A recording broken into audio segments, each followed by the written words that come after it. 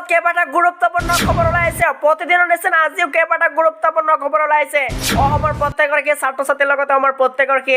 জনসাধাৰণৰ বাবে গতিকে আপোনালোকে এই খবৰকেইটা প্ৰথমৰ পৰা শেষলৈকে অতি মনোযোগেৰে চাই যাব আৰু আমাৰ চেনেলটো যদি আপোনালোকে নতুনকৈ আহিছে তেনেহ'লে চেনেলটো ছাবস্ক্ৰাইব কৰি থৈ যাব এনেধৰণৰ নতুন নতুন সদায় ভিডিঅ'বিলাক পাই থাকিবলৈ আহক আমি দেৰি নকৰি ভিডিঅ'টো আৰম্ভ কৰোঁ এই মুহূৰ্তত আমাৰ মাজলৈ আহি পৰিছে এটা বিগ ব্ৰেকিং নিউজ ডিব্ৰুগড়ত AMCSত একেদিনাই কৰোণাৰ প্ৰাণ গ'ল দুজনৰ ডিব্ৰুগড় বিশ্ববিদ্যালয়ৰ 16 গৰাকী ছাত্ৰ ছাত্ৰীৰ দেহত ধৰা পৰিছে কৰোণাৰ অৱস্থিতি ইতিমধ্যে গুৱাহাটী বিশ্ববিদ্যালয় আৰু ডিব্ৰুগড় বিশ্ববিদ্যালয়ৰ পৰীক্ষাসমূহ স্থগিত ৰাখিল শুক্ৰবাৰে ডিব্ৰুগড় অসম চিকিৎসা মহাবিদ্যালয়ত দুজন কৰোণা আক্ৰান্ত ৰোগীৰ মৃত্যু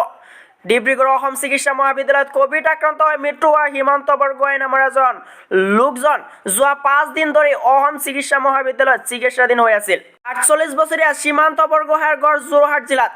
ডিব্ৰুগড় চিৰাং চাপৰি আত্মীয় ঘৰত আলহী খাবলৈ আহোঁতে আক্ৰান্ত হৈছিল কৰোণাত আনহাতে আজিৰ দিনটোতে কৰোণাত প্ৰাণ গ'ল দীপক সাহু নামৰ এজন লোকৰ 45 বছৰীয়া দীপক সাহুৰ গড় লাহোলত যোৱা 21 এপ্ৰিলত কৰোণাত আক্ৰান্ত হৈছিল আক্ৰান্ত হৈ অসম চিকিৎসা মহাবিদ্যালয়ত ভৰ্তি হৈছিল দীপক সাহু অৱশ্যে দুয়োজনে মধুমেহ আৰু আন ৰোগত আক্ৰান্ত বুলি সদৰি কৰিছে অসম চিকিৎসা মহাবিদ্যালয়ৰ অধ্যক্ষ ডক্টৰ সঞ্জীৱ কাকতিয়ে বৰ্তমান অসম চিকিৎসা মহাবিদ্যালয়ত 50 জন কৰোণা আক্ৰান্ত ৰোগী চিকিৎসাধীন চলাই থকা হৈছে তাৰে 3 জন গুৰুতৰভাৱে অসুস্থ ইয়াৰ লগতে চিকিৎসা মহাবিদ্যালয়খনত কৰোণা ৰোগীৰ বাবে 3খন বিছনা সাজু কৰি ৰখা হৈছে আনহাতে ডিব্ৰুগড় বিশ্ববিদ্যালয়তো কৰোণাৰ আতংক 16 জনকৈ ছাত্ৰ ছাত্ৰীৰ দেহত ধৰা পৰিছে কৰোণাৰ সংক্ৰমণ তিনিটাকৈ ছাত্ৰী নিৰ্বাহ কণ্টেইনমেণ্ট জন হিচাপে ঘোষণা কৰিছে ইফালে বিশ্ববিদ্যালয়ৰ যিসকল ছাত্ৰ ছাত্ৰীৰ পৰীক্ষা শেষ হৈছে সকলোকে হোষ্টেল খালী কৰাৰ নিৰ্দেশ দিছে বিশ্ববিদ্যালয়ৰ ছাত্ৰ ছাত্ৰীৰ তীব্ৰ প্ৰতিবাদৰ পিছতে গুৱাহাটী কৰ্তৃপক্ষই বাধ্য হৈছে পৰীক্ষা স্থগিত ৰাখিবলৈ ডিব্ৰুগড় বিশ্ববিদ্যালয়ৰ পৰীক্ষা স্থগিত সম্পৰ্কে এটা জাননী প্ৰকাশ কৰিছে জাননীত কোৱা হৈছে যে ইয়াত কৈছে 1 নম্বৰ পৰা চোৱা ওপৰখিনি তোমালোকে নজৰে পঢ়ি ল'বা ইয়াত কৈছে all PG examination both traditional and professional including ইয়াত কৈছে MHC in physics and stand postponed until further notification তাৰপিছত 2 নম্বৰত কৈছে all UG professional examination including BEd BTech LLB BA LLB এছ হনার্স অর্থাৎ BCom LLB honours BBA LLB honours stand postponed until further notification কৈছে নম্বৰত কৈছে যে BA BHC BCom examination under CBSE mode to be held from 26 April 2021 stand postponed ইয়াত কৈছে postponed কৰা হৈছে BA BHC বিসকল ছাত্ৰ ছাত্ৰী BComত পঢ়ি আছে সেইসকল ছাত্ৰ ছাত্ৰী লগতে কৈছে on going BA BHC BCom examination under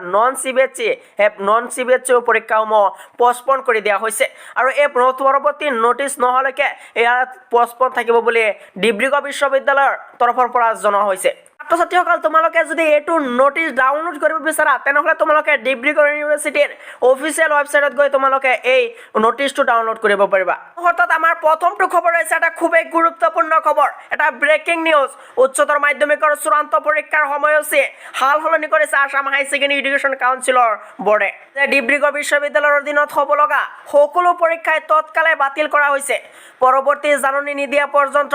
এই আদেশ বাহাল থাকিব বুলি ডিব্ৰুগড় বিশ্ববিদ্যালয়ৰ পৰীক্ষা নিয়ন্ত্ৰক ডক্টৰ PK কাকতিয়ে জানিবলৈ দিছে পৰীক্ষা নিয়ন্ত্ৰক ডক্টৰ কাকতিয়ে জানিবলৈ দিয়ে কয় যে বিশ্ববিদ্যালয়ৰ সকলো বিভাগৰ মুৰব্বী চেণ্টাৰ ফৰ ট্ৰানজিটৰ অধ্যক্ষ শিক্ষক সন্থাৰ প্ৰতিনিধি বিষয়া কৰ্মচাৰী সংস্থা PGHৰ প্ৰতিনিধিবৰ্গৰ সৈতে কালি এলানি গুৰুত্বপূৰ্ণ আলোচনা হয় আৰু বিশ্ববিদ্যালয়ৰ পূৰ্বৰ পৰীক্ষাৰ জাননী নং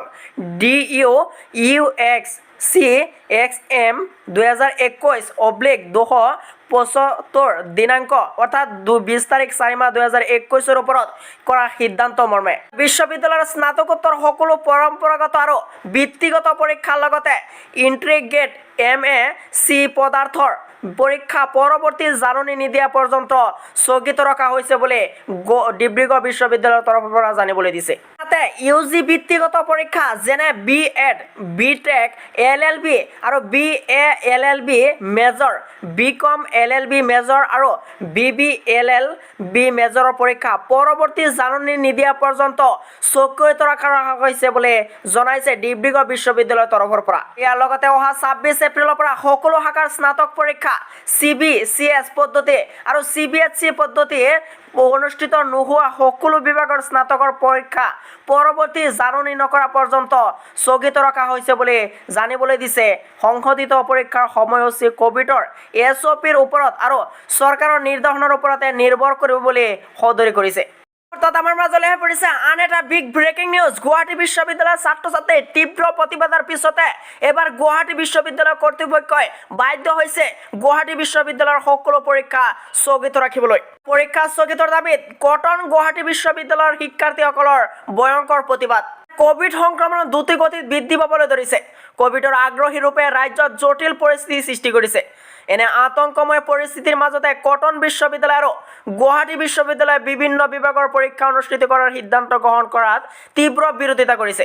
বিশ্ববিদ্যালয় দুখনৰ শিক্ষাৰ্থীসকলে। বিশেষকৈ কটন বিশ্ববিদ্যালয়ে অহা 23 এপ্ৰিলৰ পৰা স্নাতকৰ প্ৰথম বৰ্ষৰ প্ৰথম ষান্মাসিকৰ পৰীক্ষা অনুষ্ঠিত কৰিবলৈ সিদ্ধান্ত লোৱাৰ বিৰুদ্ধে বুধবাৰে কটনিয়াৰ জাগৰণ মঞ্চ আৰু সৌদ অসম ছাত্ৰ সন্থাৰ কটন বিশ্ববিদ্যালয়ে গোটেই বিশ্ববিদ্যালয়খনৰ পঞ্জীয়কৰ কাৰ্যালয় আৰু মূল প্ৰৱেশ পথত প্ৰতিবাদ সাব্যস্ত কৰে। শিক্ষাৰ্থীসকলে save the student, save the future, you do not ৱেন to die, immediate offline exam is not an option, exam in covid, use suicide আদি শ্লোগান লিখা প্লেকাৰ্ডত হাতে হাতে লৈ প্ৰতিবাদ সাব্যস্ত কৰিছে শিক্ষাৰ্থীসকলে। কটনিয়ান জাগৰণ মঞ্চৰ সভাপতি প্ৰতিম ৰাজ মিলি, সাধাৰণ সম্পাদক শশীকেশ মেধি আৰু ছাত্ৰ সন্থাৰ কটন বিশ্ববিদ্যালয় গোটৰ সভাপতি হৃষিকেশ দত্ত, সাধাৰণ সম্পাদক